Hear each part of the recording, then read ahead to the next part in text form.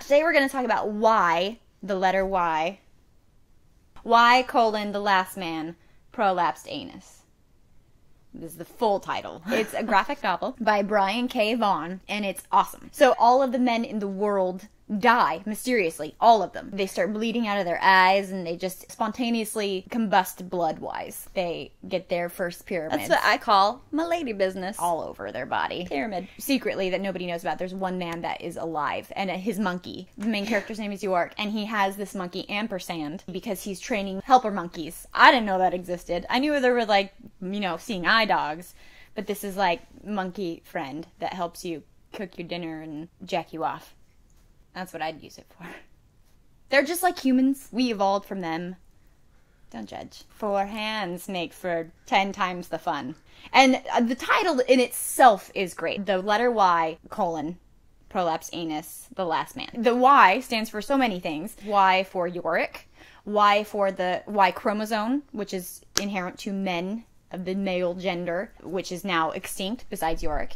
And, like, why you last man meme. So you have York and Ampersand who are going on this journey to find his fiancée who's in Australia. So he has a gas mask on so he can't be recognized as a man because he knows how dangerous that would be. Then it brings up a lot of really interesting questions about female behavior, and it's really, really interesting social commentary. Coming from a dude, I was seriously impressed by this, to think about so much of a woman's life is based around a man and their approval, and women still wear makeup in this, post-man apocalypse. You think about makeup as being inherent to peacocking for dudes, and it's not. It's something that, you do for yourself. And it had a lot of really interesting feminist ideals. Like, you got to see the workings of a woman without men around. Some feminists are going to be like, well, it's written by a dude, so he doesn't know. But, we all live together and we experience each other, and this is his idea of it, so I think that's fair. And there's a lot of really cool inside jokes and references and puns. Like, clever author is clever. Each chapter is broken up by these renderings that have nothing to do with the story that you're reading and have everything to do with being mind-blowing. Like, there's one where Ampersand,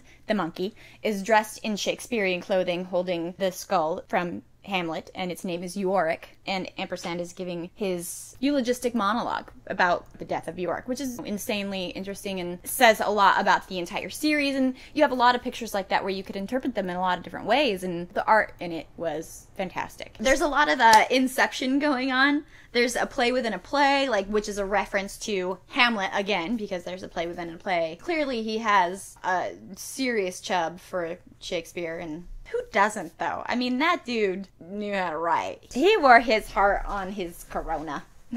That's the rim of the penis. This is also a health class. He has a lot of really great quotes. He's hilarious. He's a hilarious writer. Like, the first page of Saga, the first lines are, it feels like I'm shitting. Am I shitting?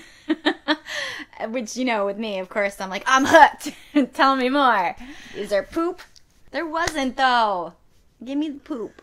Give me all the poop. There's a great quote in Y: the Last Man. In the words of Thomas Jefferson, this is bullshit. He did a great job of mixing, the feels in with the comedies. Another great thing that Brian K. Vaughn seems to be very, very good at is presenting the story in a way where it reads like a movie. He would be like, oh god, just shoot me now. And then the next panel would be someone with a POV of a first-person shooter, but with a different story happening in front of him, like the next segment of the next character coming in. I did have one question for Brian K. Vaughn. If he's watching right now, just call me on my cell. Actually, I had a couple questions. So, because this whole thing deals with, everything with a Y chromosome, just done. But hermaphrodites would have Y chromosomes, so, from the get-go, I was like, oh, what about the hermaphrodites? What would Lady Gaga do in this situation? And then, there's a couple babies that are had throughout this process. I'm not gonna spoil anything, but it's been 3 years since this penicide, and they're walking around with these babies, and nobody blinks an eye, bats an eyelash, throws a tit, nothing. Everybody's just walking along like, oh, that's a baby. And the men have been gone for 3 years. So, the sperm banks are being guarded by this ultra-feminist cult, the man-hate woman eaters. No. Well, yeah. Yeah. No, right. No, you don't? Okay, that's fine. We'll move on. I feel like graphic novels have come a really long way. I feel like they are equal brethren to any type of novel, any genre. They are equal in legitimacy and depth, and they have really amazing stories to tell, and I don't think they should be discounted in any way. It takes all kinds. If you read Y the Last Man and you want something else like it, I would recommend Saga, which Brian K. Vaughn also wrote, and it's in the middle of the series. That's that threesome right there. It's a threesome that I was happy to be a part of. Now you're on the trolley. Just look up Brian K. Vaughn and read anything that he wrote. I would give Y the Last Man 6 clitoral tingles because all the men are dead. I've got a monkey to get to, so I'm gonna go get in my underwear. You know, we all live together. So, whatever that means. This means snow cone. That's BSL, Brittni Sign Language. You'll see that a lot. Subscribe, or I'll kill your family. I'll kill them all.